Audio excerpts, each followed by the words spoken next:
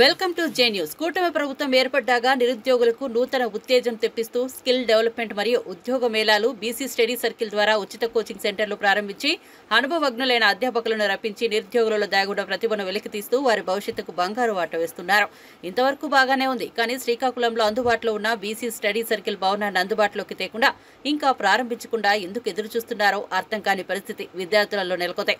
స్థానిక ఎమ్మెల్యే గొండు శంకర్కు అధికారులకు study circle సొంత భవనంలోకి మార్చమని నిరుద్యోగులు కోరుతున్నారు. ప్రస్తుతం శ్రీకాకుళంలోని ప్రభుత్వ బాలుర జూనియర్ కళాశాల ఆవరణంలో స్టడీ సర్కిల్ నడుస్తోంది. పరిసరాలు, గ్రౌండ్, పిల్లల ఆటలు, ఆకతాయిల చేష్టలతో విసిగి విద్యార్థులు ఇబ్బంది పడుతున్నారు. సరైన వాష్రూములు లేని, లైబ్రరీ కానీ ఏది అందుబాటులో లేదు. క్లాసులు ఇక్కడ జరుగుతున్నప్పటికీ లైబ్రరీ మరియు ఆఫీస్, కలెక్టర్ ఆఫీస్ సమీపంలోని బీసీ స్టడీ సర్కిల్ ఆఫీస్ చాలా దూరంలో ఉంది. ఆఫీసుకు ఆనుకుని నూతనంగా నిర్మించబడిన బీసీ స్టడీ సర్కిల్ కేంద్రం ఏసీ సదుపాయాలతో, శానిటరీ సౌకర్యాలతో, లైబ్రరీ కూడా అందుబాటులో ఉంది. అయినప్పటికీ దీన్ని ఉపయోగంలోకి తీసుకురాకుండా అధికారులు ఎందుకు వెనకంజ వేస్తున్నారో అర్థం కాని పరిస్థితి. ఈ ఇబ్బందుల నుండి ప్రశాంతత వాతావరణంలో కాంపిటేటివ్ పరీక్షలకు సిద్ధం కావడానికి కావలసిన సౌకర్యం కల్పించమని, నూతన బీసీ స్టడీ సర్కిల్ భవనం వెంటనే ప్రారంభించి అందుబాటులోకి తెమ్మని విద్యార్థులు కోరుకుంటున్నారు.